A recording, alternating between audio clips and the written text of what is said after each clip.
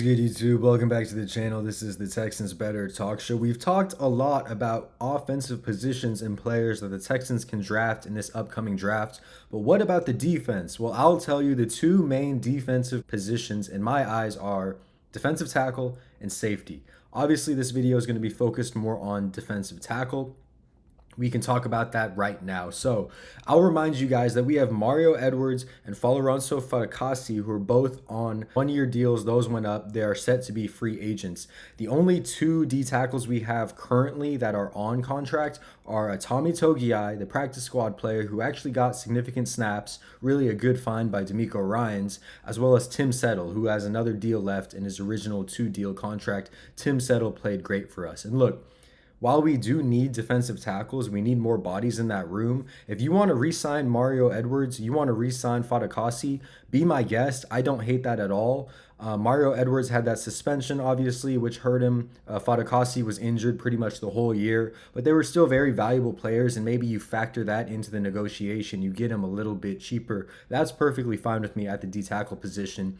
But if you're looking to move on from them, if you're looking to look for younger guys you can get on rookie contracts, and you want that sort of route, that's perfectly fine with me too. And that's really what the purpose of this video is. Also, just to keep in mind, I am not trying to draft a defensive tackle in the first round. This D tackle class is loaded, meaning there are a lot of defensive tackle players that are just extremely good that can fall to you maybe in the third, fourth round and be really good value picks. So I don't want a defensive tackle in the first round. We need O-line, we need receivers in the first and second round. So around the third round is where I'm going to start kind of rattling off some of these names to you guys. So if you don't see Mason Graham, it's because we were never going to be in a position to draft him, or Kenneth Grant, whoever, insert whoever. I'm trying to find good value defensive tackles that I really think the Texans could draft. So now that that's out of the way, let's get into this video. The first guy I have for y'all is Jermaine Caldwell, who I think projects to be around a fourth round pick. 6'2", 342 pounds. Played at Oregon. He's a senior. Look, this dude is huge. 342 pounds at 6'2". Definitely the biggest, widest guy I have on my list. But some more facts about Caldwell. He played 2 years at U of H before he played this year in Oregon. So that's good to know. He had 6.5 sacks last year at U of H. 0 sacks this year at Oregon. But, you can't read too much into sack numbers at that interior D tackle spot. One thing I'll say about Caldwell as well is he has 32-inch arms, and so that's usually not a problem for nose tackles if your job is just a two-gap to play over the nose tackle and just basically stop the run. You don't need super long arms. Unfortunately, Demeco Ryans, and I'll get into this right now as well, Demeco Ryans' defense are more of an even front. They're more in attack mode, so they really want all four guys to go after the quarterback. That's why you see Denico Autry slide in so much, because Demeco's trying to get as many people rushing the quarterback as possible. So I do think Caldwell is probably on this list the least likely to fit in with the Demeco Ryans, even front. He's more of a traditional nose tackle, but I included him on the list because he moves really well for his size, and he actually moves like his pass rush move bag is actually deeper than you'd originally think at 342 pounds, only 6'2".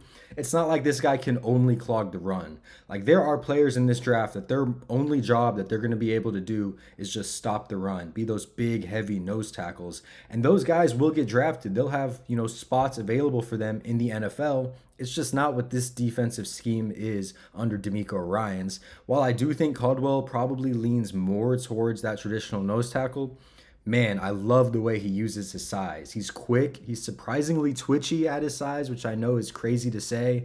Really great hands. He uses his hands extremely well. He batted down 4 passes this year. And again, he is a big boy that can move. He's surprisingly agile, and that's what I really like about him.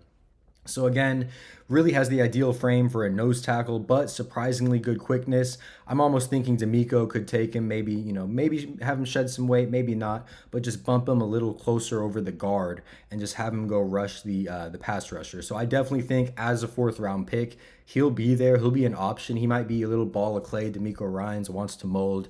Getting into some brief negatives again. modest length and separation ability. That's just going to be what, he's not going to be able to shed blocks that well because of his shorter arms. Unfortunately, that's why he's going to drop in the draft. Arm length is a pretty big deal for those edge rushers, especially, just in general trying to rush the quarterback. So that's probably his biggest negative. And then again, some of his dominance did wane once he played against, higher competition later on in the schedule. So you have to keep your eye out for that. And again, not saying this dude's like a top 50 pick, fourth round pick, but very solid defensive tackle prospect if Demeco Ryans chose to go that route. Okay, moving on into the third round, give me Omar Norman Lott out of Tennessee. 6'3", 315 pounds, a redshirt senior. He actually went to the Senior Bowl. He got hurt at the first practice, so that ended extremely quickly. He has 11 and 1/8 inch hands. To put that into perspective, those are the same. That's the same hand size J.J. Watt had, which is absurd. I mean, 11 and a half inch hands. It's absurd hand size. So big hands.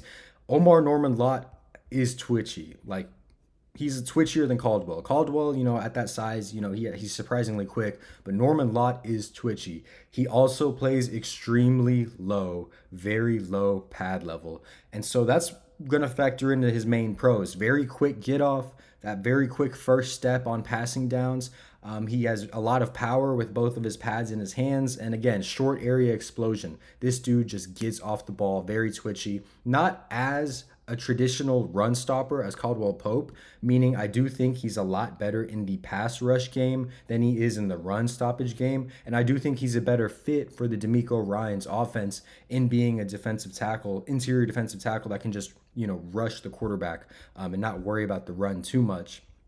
However, a lot of this too comes from the fact that Tennessee subs in a lot of their defensive tackles like over and over again. So he was only asked to play like 80 snaps against the run, which is nothing. That's nothing. Players can get that a lot quicker than in a whole season, right? Only 80 snaps in a season against the run. And so that's kind of been, a constant theme. Sometimes he's underdeveloped as a run defender, lacks that leverage, lacks that feel. It'll definitely be something you have to add to his game coming into the NFL. Also, and I don't love to point this out, but he did have like an ejection and a suspension when they played Florida. He threw a punch, if you guys remember that.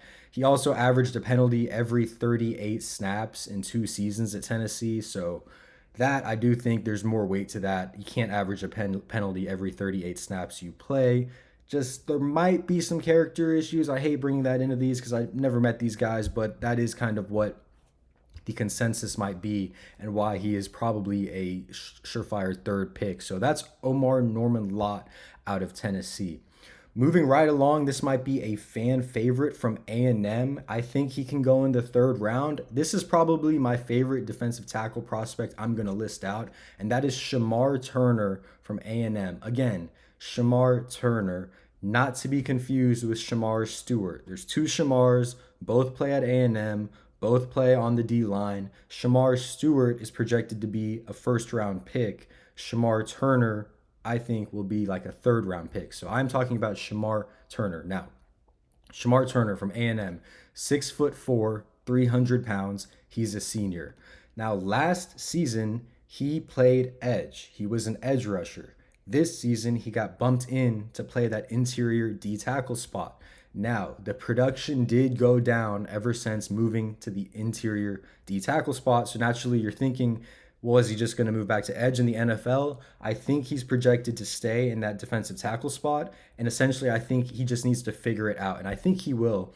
Reasons for moving, again, just his size, 300 pounds, 6'4". But let me just talk to you more about his profile before we get into that. So he's from DeSoto, Texas, and played high school football at DeSoto High School. So if you guys are familiar with that area, what I love about Turner is he's like a junkyard dog. Like, his love for the game, his passion, his effort is unmatched by anyone else on this list. He can be a bully, and he can build that bully front in the NFL. Extremely well built, a nice mass distribution. Demeco Ryans doesn't always go for the 320-pound, 330-pound guys, bigger nose tackles. That's not his defense. He wants guys who can get off the ball and sack the quarterback. Yes, Shamar Turner is 300 pounds, but on a 6'4" frame, it's muscle. Like, it's not like a gut. He is a well-built human. He's also very gracefully, like his weight doesn't have the dad bod, right? He is graceful. He looks to disengage off of blocks. He can play off lateral contact in the trenches. He can shed blocks as well. But most of his wins do come from just overpowering that guard, whoever it may be, and really just shoving that guy to the ground. Plays edge again 2 years ago, now more of a D tackle. So more things about him. He possesses tremendous punch power, so he can again really knock off people with those punches. So his hands are also amazing. Great hand movement. He can constantly move, chop, rip. For an O line guard, for a guard that wants to just grab you and latch on and keep you with him, it's very hard because his hands are so active. He's moving like left and right laterally, very agile and chopping at your hands. So he's not a guy who's just going to try to, he will bull rush you, but he's active with it. He's not just trying to fill gaps. That's not his job. And here's a quote from Jimbo Fisher that Jimbo put out there, and just listen to this. Jimbo Fisher, when he was still coaching A&M, said, "There's nobody on our team that loves football more than Shamar Turner. Passion and energy and everything." So yeah, I mean, what else do you need? I think he will be a Demeco Ryans guy. I think Demeco Ryans will love the way Shamar Turner plays, and he's from Texas, playing at A&M. This is my favorite prospect on this list. Obviously, though, not the most talented prospect on this list, at least at the moment. That goes to TJ Sanders. TJ Sanders projected to be either a third or second round pick. 6'4, 290 pounds, so same height as Turner, just 10 pounds less. Redshirt junior from South Carolina. I believe that's the South Carolina Gamecocks. Not 100% sure, don't quote me on that. But TJ Sanders last year, 4 sacks, 9 QB hits, 19 hurries, 2 passes knocked down. TJ Sanders is an incredibly twitchy bull rusher. He is a bull rusher. He wants to get to the quarterback with his bull rush.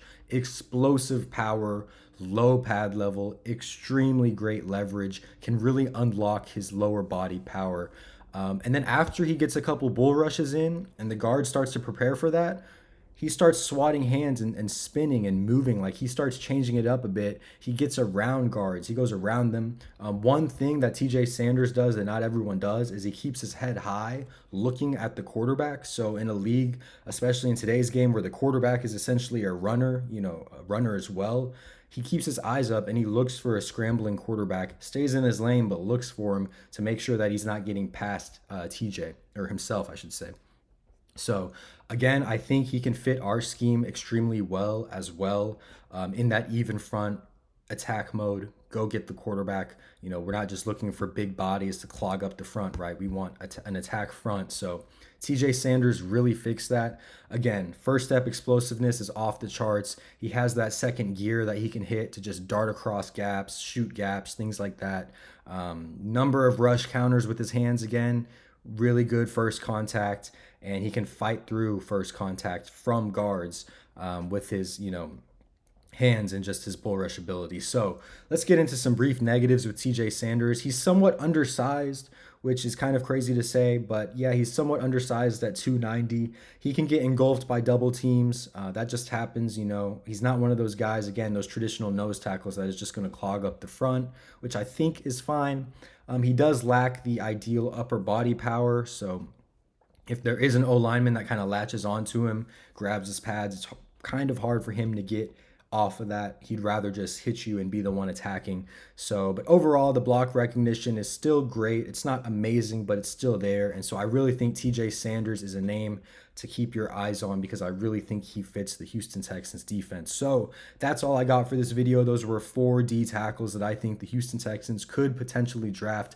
Let me know what you guys think about that list. Is there anyone I missed? And I will see y'all in the next one, man. Thank y'all so much for watching, and peace out.